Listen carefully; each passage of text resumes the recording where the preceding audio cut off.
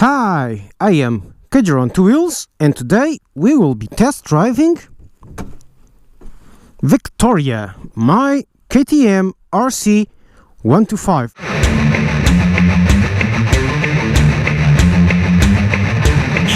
I'll do the walk around up that hill to show you the bike properly. Just a quick look at her. This is my bike, my own bike, and finally it's got the 1000 kilometer oil change, so I can finally push her, and I am going to push her to the max. So without further ado, let's start riding and talking about her. Walk around will be later. First things first, acceleration. 3, 2, 1, let's go.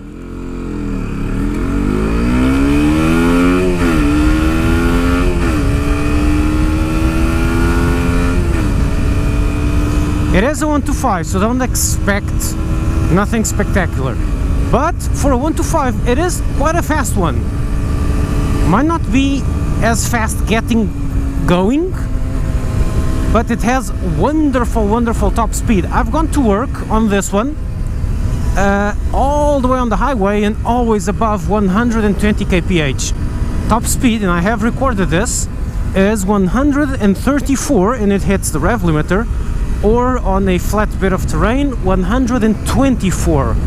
Give it a slight incline and it'll raise it up to 130 and stay above 120 for huge amounts of time.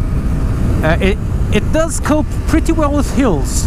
So 125 wise, this is I'm not going to say the fastest, because the YZF R125 was also ridiculously fast, but it's one of the fastest, if not the fastest. It is very fast indeed. Quite a little 125 engine. And then you've got its handling, which is absolutely superb. If you've seen my video, or if you haven't seen my video of the KTM 390, go check it out, because underneath this is basically the same bike. This one has a smaller engine. Let me just adjust this. This one has a slightly smaller engine, half of it, or a quarter of it, and so it is a bit lighter. It feels also a bit nimbler, and major differences to the 390s that doesn't have bar ends. It's lighter. It also does not have, dude, seriously, you are going to do that here? Do you want to get fucking hit? Doesn't have bar ends. The tires are slightly different. They're not Metzellers, they're MRFs, which stand for Madras Rubber Factory, which are good. They're not bad tires, but the Metzellers are better. Okay, for the 125, they're okay. Haven't tested them. Oh, I have tested them in the rain. Not much of an issue. In the dry, not much of an issue, but you feel safer with the Metzellers. They're probably more expensive, so slight cost-cutting measure for this bike. So what does it have? It has this wonderful dash, which has everything you might need, including average consumption, average speeds, time ridden, a lot of stuff, okay? It's lifted straight from the Duke 125, and it is unusual even by bigger bike standards in the amount of information it carries. It has this wonderful handling. It does handle like a proper sports bike. It's great, I love it. I really love leaning this one. The only thing with 125 is that it lacks a bit of engine. But look, I'm hanging off the bike easily, intuitively, with no issues. And the riding position is sporty, but not quite as extreme as the YZF. The YZF R125 is really extreme. You're like this. It's like sitting on the rear seat of this bike. Yeah, it is, literally. On this one, it is a bit more straight up, but it is still a very sporty position. So much that it does hurt your neck at first, and your wrists at first, until you get used to it. And it feels weird until you get used to it, but it is a sports bike, okay? It's not, no jokes. Well, going uphill on this is a bit... Well, let's see. Yeah! Man, I love this one. I do love this one. And this is such a good bike that I am riding this as fast as I do on my XJ6, which is a 600, which with better tires. And it's a 600, and I'm riding this with half the experience on the XJ6. I'm riding this at the same speed, so it's that good, okay? This is a proper good bike. I love it. I really love it. And it's got this, oh, this handling is so nice. This is such a nice bike to corner. And these are the roads it loves. These endless, winding, twisty roads. It just adores this. This is what this bike lives for.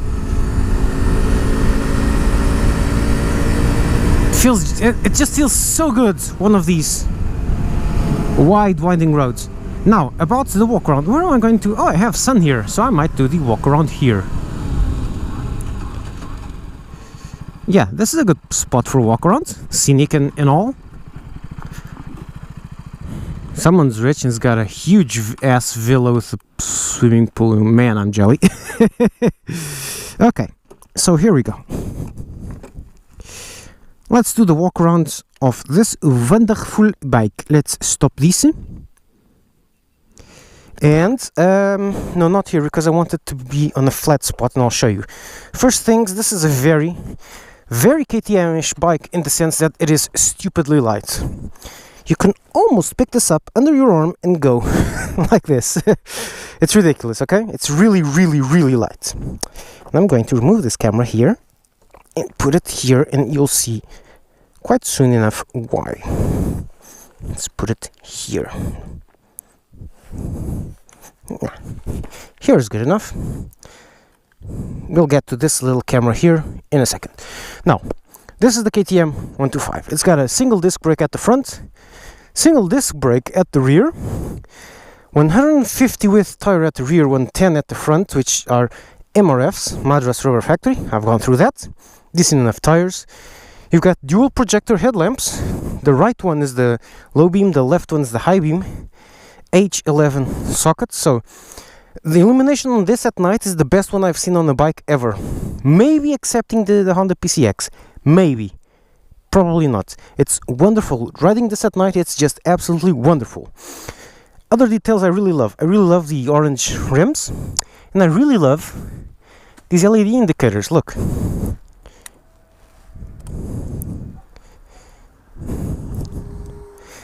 This is just wonderful. Look at how bright it is. It even hurts my eyes in daytime. And it's very visible.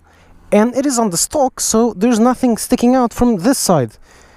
Guys, other makers, this is what bikers want and need. Because this is 20 times more visible than a little light down there. Okay? It's wonderful. That's fantastic.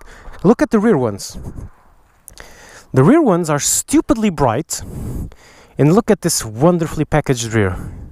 This is like a Kylie Minogue rear. Look, that little red dash is the presence light, and then you brake, those two stripes on the sides lit up red, and it's very visible. So this is a ridiculously visible bike, great to ride at night because of its fantastic illumination. Windscreen works pretty well, okay? These lights, they look horrible in the photos. The guy who took the photos for KTM ought to be fired, but they look pretty cool in daytime. Front-wise, it looks great. Looks angry. Okay. Sideways, it looks great, like so. The only place where these lights look a bit weird is from here, which is exactly from where they took the picture, so they chose the worst possible angle. You've got this wonderfully machined swing arm. Looks just absolutely wonderful. You've got this spiffy way to adjust the chain, which not even my XJ6 has. Everything's packaged pretty well. Everything's really high quality. Okay, that was not a scratch. That was just some scuffing from my pants. Everything just exudes quality on this. Look, you've even got these ties, zip ties, collecting all these cables. Everything, look, this bike just looks absolutely wonderful. The only thing that's not perfect is this little sticker here. It's the only thing that's not absolutely perfect. Okay, but I'm not removing this. I'm just keeping this right here, like it is. So the battery is up down here. There's this little cap here for the battery, and you can remove the seat. Now, issues. Let's keep on going front to back. You've got inverted suspension, front disc brake. I got a little sidetracked, sorry. Inverted suspension on 125. That's not usual at all. Then you've got your instruments with this wonderful instrument panel, these huge ass mirrors, which have an issue, which is they're good and they're bad. They're good because this section I can see behind me. This section is useless because my arm is here, and then you can see here onto my blind spot. And if you look here, you can see it is not concave, the other one, it's wide angle, so you can see nearly to your side. See, really good mirrors and really bad mirrors at the same time. That's that's a new one. This is a pillion seat. It's very soft. It is much more comfortable than this seat, because this seat is horrible, that one's good. The pillion also has these pegs here, quite wonderfully hidden away. Okay. Fuel tank is really tiny, like 8 liters or something, and I've already scratched this. Sorry. And what do we have more? Oh, the instruments are all, and you can't see it, but they're all illuminated. This is illuminated. This is illuminated. The indicators are illuminated. So at night, all of these indicators are softly illuminated in light, and they just look wonderful. Now, why is that camera there? I'm going to start it and I'll show you why this camera is here. Beep, beep, beep. And start. So this camera is because of one thing. This is a sports bike, okay? You can lean it over and you're never going to scrape this. These are never going to scrape. Look why.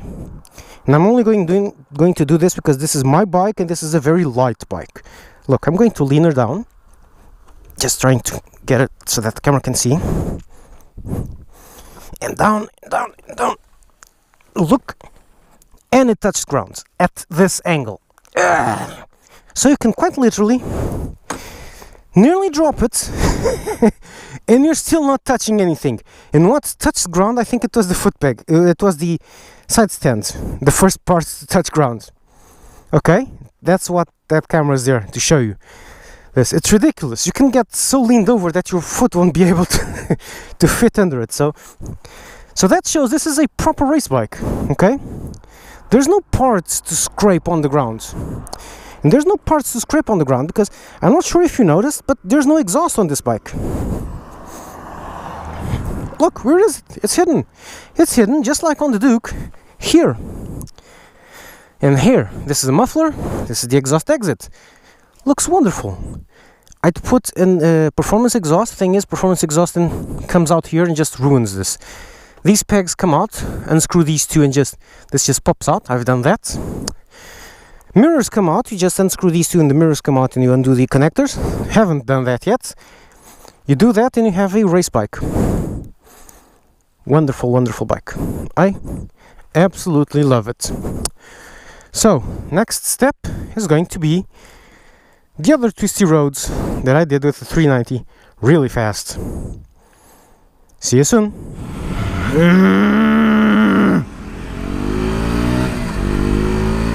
Oh well, but it is a fun bike.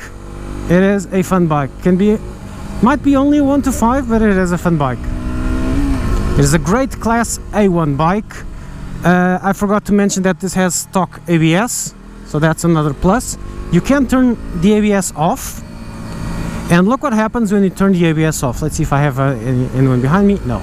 Let's stop here. 3, 2, 1, and stop. Now let's turn off ABS. ABS, there's a hidden button here which you press. Which you press and you keep on pressing. And now ABS is off. The ABS light comes on and you don't have ABS. Wanna see? See? No ABS.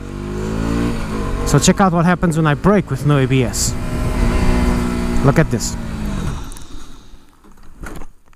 It's a wheelie. Oh, it's also stalled for some odd reason. But it does stoppies. Constantly. Instead of locking up the front, if you brake it correctly, it'll just do a stoppie. So, these brakes for the 125, and these are the same on the 390. For the 125, they're great. For the 390, they might be missing something. Oh, I forgot I didn't have ABS, so I skidded the rear a bit.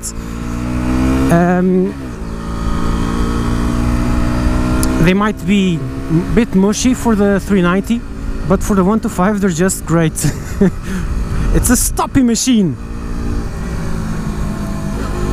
Oh, and I don't know if you noticed, but I braked there, locked up the rear, instead of going, oh my god, I just locked the rear, was like, interesting, that was fun. Because it's very stable. Here is dangerous, so here is take it slowly, and now I can take it fast, and I'll do a stoppy over there, and stoppy this video. Let's stoppy this video, and stoppy this video. And that's it. Good, you're out.